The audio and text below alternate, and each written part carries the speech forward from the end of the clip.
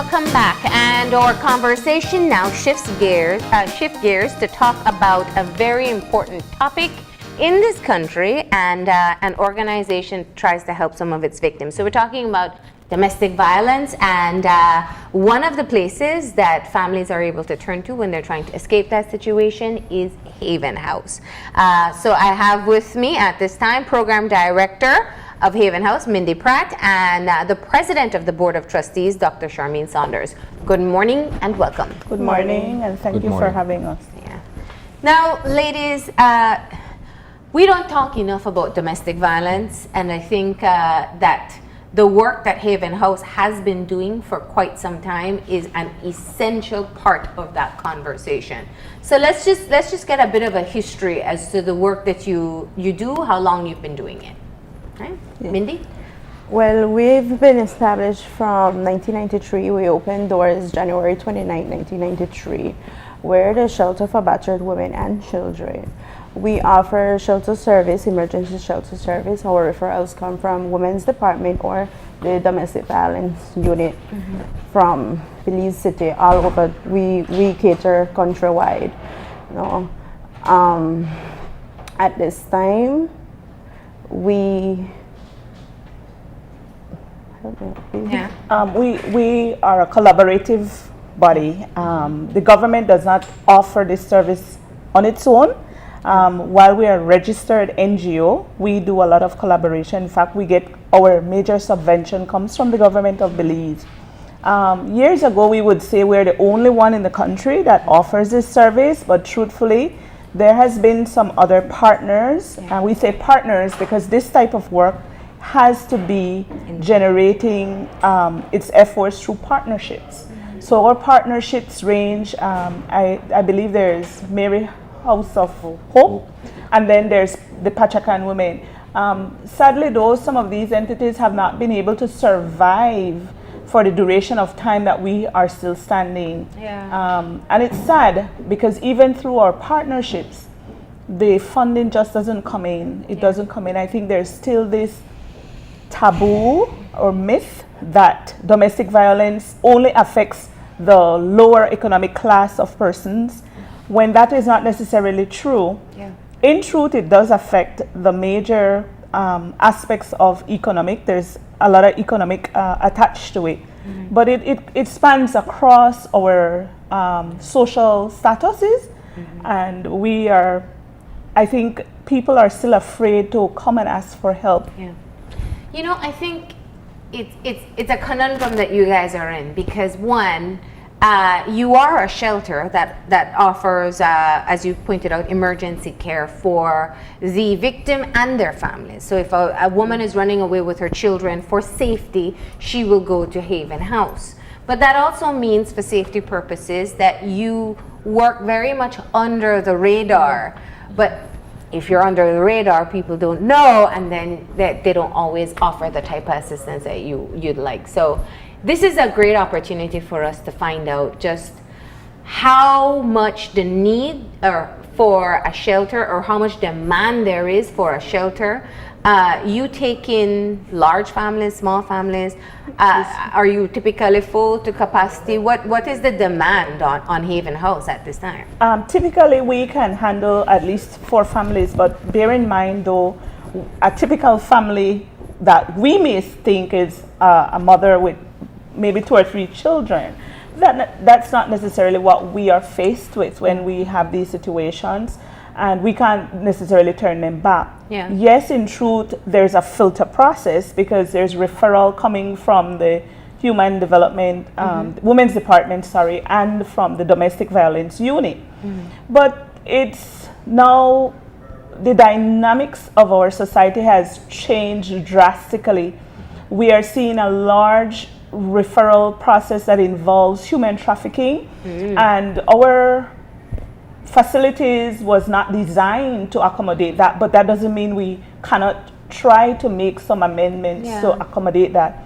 And we're seeing a large number of what we consider gender-based violence, which is a separate topic, and that people too are not necessarily frank about discussing. Gender-based violence, same-sex relationships. A lot of calls come for those as well. And quite honestly, Haven House was not designed to accommodate those. So we have embarked on a new initiative with the government of Belize to try to look at how we can best accommodate human trafficking. Yeah. And that changes the entire scope of what our Haven House does. Yeah. But there's need, the government doesn't offer the service. Yeah.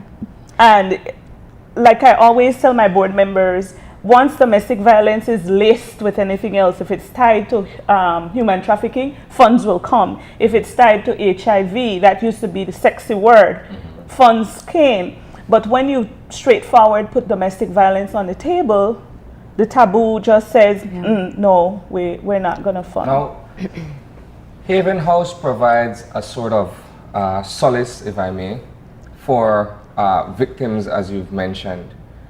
Do you guys provide services such as counseling and that type of thing? Yes, to be able to help these individuals to cope and deal with their respective situations? What we do basic counseling at the intake process, and after that we provide referral. We work closely with the Belize Counseling Center, and after, because bear in mind that the families are there only up to 21 days. Not saying that if need be we don't extend the stay. We try to work and accommodate with everybody that comes at the shelter. So we try to link them with other services that they may need after they leave the shelter.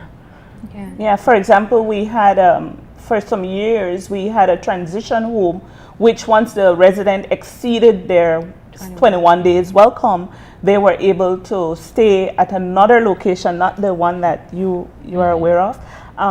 And they would stay there for 3 months. up to 3 months. And that helps them, just as it says, it's a transition home, it helps them to get back. Because a lot of the cases that we have seen, there's a strong linkage between the domestic violence and their economic status. It's tied to the financial aspect. And these women, they don't know what to do on their own. And I'll tell you, sometimes their families send them right back into the situation. So we have a resource center. Again, it was funded through some collaboration with SIF. And we try to incorporate some type of skill in that, but the time that they stay with us is so very short. And we have to make it seem as a natural family setting, even for the kids that are involved. Imagine we have to pluck them out of their education situation for that duration of time as well. So and that's what I wanted to get at. Tell us about the process of getting a woman into Haven House. You said it's referral. But one of the things that I know a lot of people struggle to understand with domestic violence is how much or how long it takes for a person to leave the situation. And sometimes the number one hindrance, in addition to the cycle of domestic violence, is if I don't work and my kids are in school and I have no money because I'm literally begging for every cent that I receive, how do I leave? And that's where you offer the additional care, right? So tell us, Mindy, you interact with these people on a daily basis. Tell us some of the stories you hear, some of the things that finally drive them to say enough. And Marlene, if I start, we'll stay here the entire day. People need to know, though. Yes, every case is different. I mean, we have persons coming here, staying one night, and they are ready to leave. It's a process, and I can't answer the question stating, well, they'll take 1 week, 2 weeks. People take many years to get over anything, and after they're there, they either realize that they want to go back, or this is it, I'm not going back, I'm ready to take the assistance I'm being offered and move on with my life. So every case is different. We have had some successful cases. I mean, there at the shelter, depending on your interest, we have our house mother that offers sewing, basic life skills now, sewing, baking. We have some situations that they learn to do Johnny cake, powder bun, baking cake. When they return, that's their means of income. So that's their way of sustaining themselves and their family without depending on the man, no? So it varies. I mean, it depends on the case. How impactful has Haven House been in terms of, one, shedding light on the issue of domestic violence from your perspective as a respite for victims, and two, being able to change, as you mentioned, there are indeed success stories coming out of Haven House. If one were to look at the overall impact of what you guys have been doing over the past several years that you've been in operation, how would you assess that? I would not say, I cannot truly say we have been able to measure our success impact, because as Mindy said, sometimes the women return to us and quite frankly, we don't turn them away. And then what we have done, for example, we worked with closely in a group in Belize because we wanted to have a far reach. One of the areas that has been lacking for us is the programmatic area. It requires a lot of funding, and the funding that we get is primarily to run our operations. So we end up in a situation where the programmatic area suffers. We don't have any structured program because, quite frankly, we can't afford it.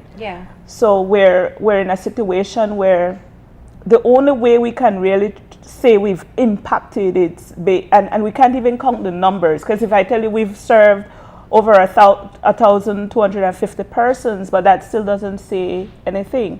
Because there are lots of people who are suffering and are afraid to come forward because of the stigma attached to it. So it would be so unfair for me to even to try to quantify the magnum of efforts we've invested in there and translate that, or even to try to dollarize that.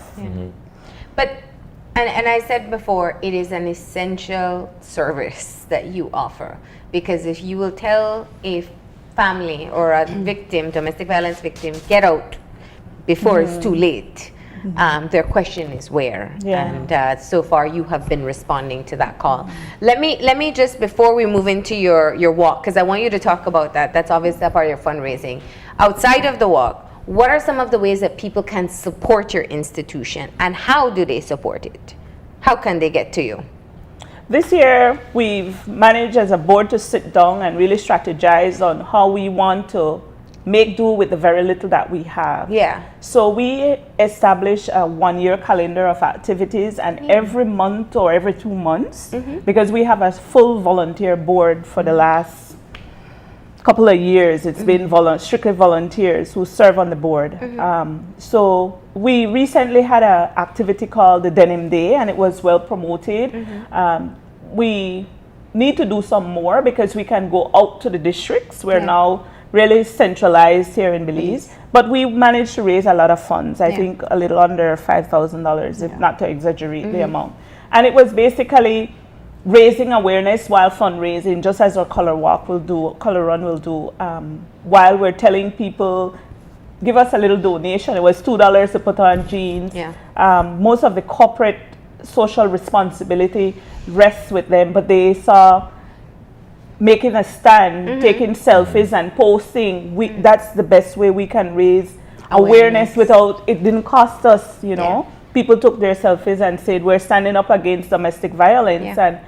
And then we plan to make that an annual event. And we have another set of activities that we're doing, the color run that we're here to promote. And of course, we're looking at a collaboration with my university coming up very shortly, looking at the university singers and how we can interact and fundraise. And every opportunity that we do, we tap into what's available. Social media is available. The more people hear and participate, they share their photos, they share a sentence or two, we're getting out to Instagram, Twitter, to all the, Snapchat, and that's how we're raising awareness and fundraising at the same time.